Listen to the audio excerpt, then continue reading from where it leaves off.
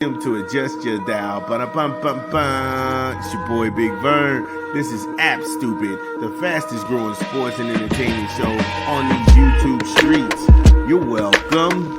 Holla at us. Boy Big Vern, y'all know what it is. Coming to you live on a wet Thursday here in the Midwest. 72 gonna be the high, but they're calling for severe storms. 55 currently right now. So if you got to take your pets out, get them out now while it's dry and get them back in before the storms come. Last segment, we talked to some Shedeur Sanders. He is suing the NFL for $100 million. Does he have a case? I don't know. But like I say, we'll keep on monitoring that situation. So going to go from the National Football League into the world of college football. Yep. And Nick Saban is a bitch. This guy right here is the worst human being in the world. And we'll go ahead and let you know why. Tell you what, before it gets all hot and heavy, let's take a quick rap break and then we'll be back. After the break, this is Big Vern. Give me a beat. Boom, ba-dum, diggy, boom, boom, boom. It's your boy Big Vern coming to you live from the App Stupid Studio. We rocking another rap album, Onyx, Lower East Side, in stores now. Get it where you legally consume music, whether it be Apple Music, Google Play, or Spotify. Personal favorites on the track, Black Skinheads, that's crazy. Tear shit up, Rock Box, Over Petty Shit, and New York What Up. Yeah, Onyx, Lower East Side, in stores now. Shout out to Sticky Fingers. Shout out to Fredro Star. Shout out to Sun C, wherever he may be. Queens get the money. So before we left off, we was talking about his bitch ass. Now, Nick Saban, sit your ass down and stop being a sore loser. Your favorite hypocrite and overrated windbag is at it again. Nick Saban has bitched and moaned about kids getting paid for their name, image, and likeness for quite some time now. He cried hard in the halls of Congress, meeting with political types to stop the inevitable. And just like that, bam, he's at it again out of nowhere. Now he's running a con job on Trump to get appointed to a made-up committee to quote-unquote save college football.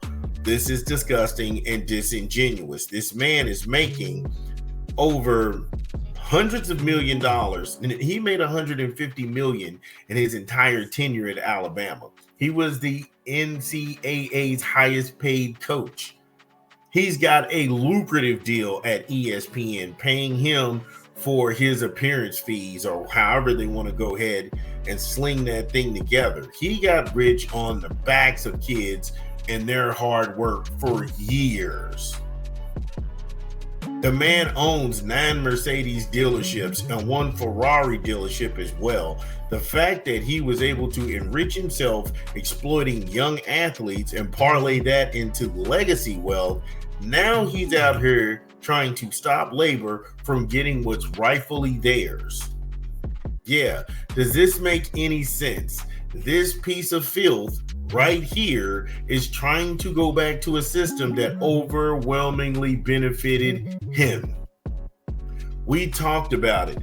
In the era in which he existed, he could lock kids up and have talent stockpiled and go after guys and keep a stranglehold on people's careers. There's no way you can tell me that Trent Richardson, Eddie Lacy, and Mark Ingram all were on that same team and they were all splitting time. No. In this era, kids can go anywhere they want and be paid because they bring the dollars in the door.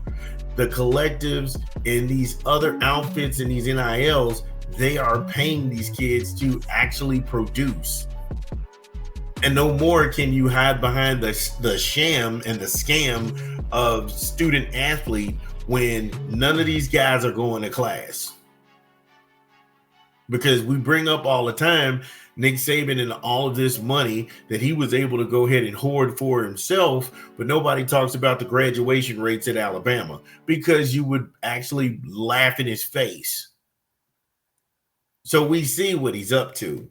We see everything that he's doing. He's no dummy, but here's what he's trying to do. Well, he's pulling this meaningless stunt.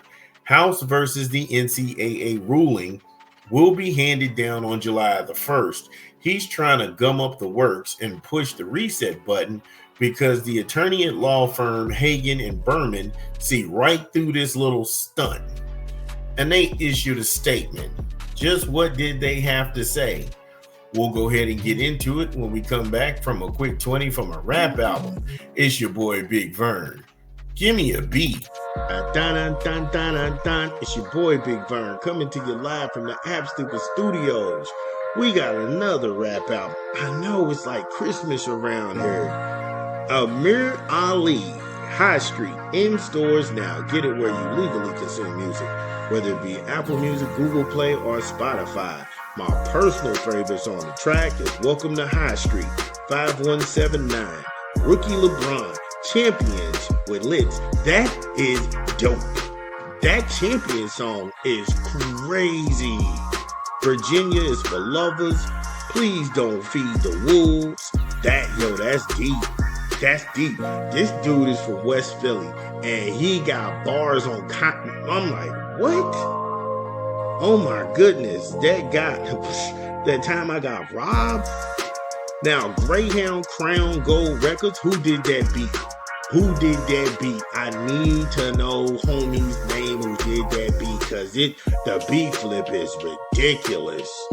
Oh my God. After the money comes, Crown Talks, wow. Sorry, not sorry, therapy and conscious.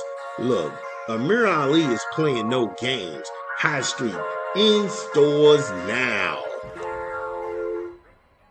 Shout out to Amir Ali doing his thing. West Philly, stand up. I dig the album. When we last left off on the other side of the content, we were talking about Nick Saban pulling one of the world's most ridiculous stunts.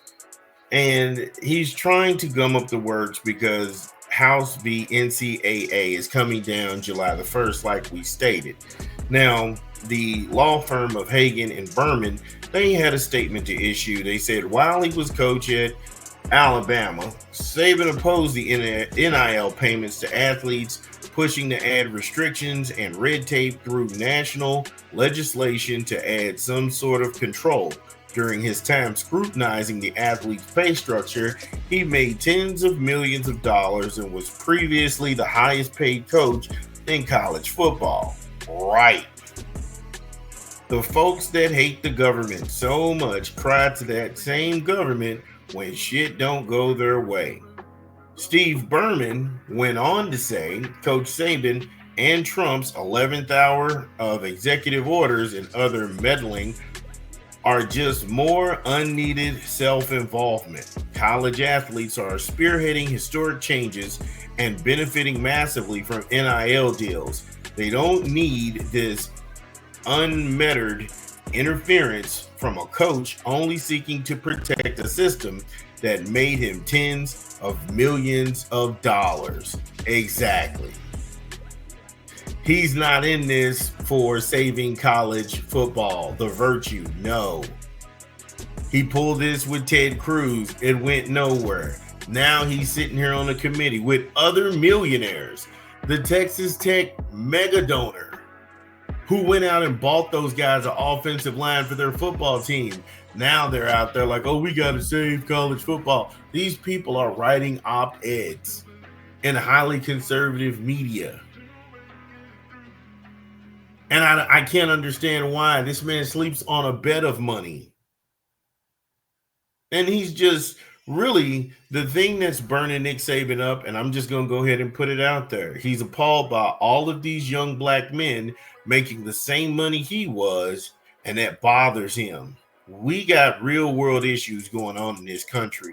People's 401ks are taking a hit, massive layoffs, subpar healthcare, rising costs at the pump and in the grocery store, people working 2 jobs to make ends meet. Let politicians focus on all of that. They should not be in college football. They should not be in college football. He just made up a committee out of nowhere and put the hater in chief Nick Saban's weak ass, he put him in there to, oh, we gotta go here to save college. No. This is the same guy who told his athletic director in 2022, 2023, I can't win like this, because kids started to go other places. People started to ditch Alabama, and you saw how mediocre he was when he wasn't able to manipulate the game in his favor. The Mercedes dealership king, who's making money hand over fist, the Ferrari dealership guy, who's making money over fist, is crying about kids getting compensated for bringing TV and eyeballs and filling stands. He doesn't like that, and he doesn't want them to have any money. That's what this is. And ESPN can try and turn a blind eye when college football season rolls around, and knowing what this guy is up to, how could he sit up there? He's always been an asshole. He didn't do dick in the Big Ten. When he was the coach of Michigan State, he went down to LSU, found an inferior conference. At that time, the SEC was down, lucked up on a national championship, fled to the NFL, went to Miami, didn't do jack diddly shit in Miami, and got ran and laughed out of town down there. That's this dude's resume. He can fool all of you with this, oh, we were at Alabama. Yeah, because you rigged the rules in your favor. As soon as it became another fair playing field, you disappeared. You disappeared. Again, this dude needs to go away. He's just trash. He's just a trash person. But yeah, Nick Saban's a full-blown bitch. Again, if you are listening to this pod, get in the comments. Let us know, did we get it right? What did we leave out? This is Big Vern. We talk back. We'll be back. We'll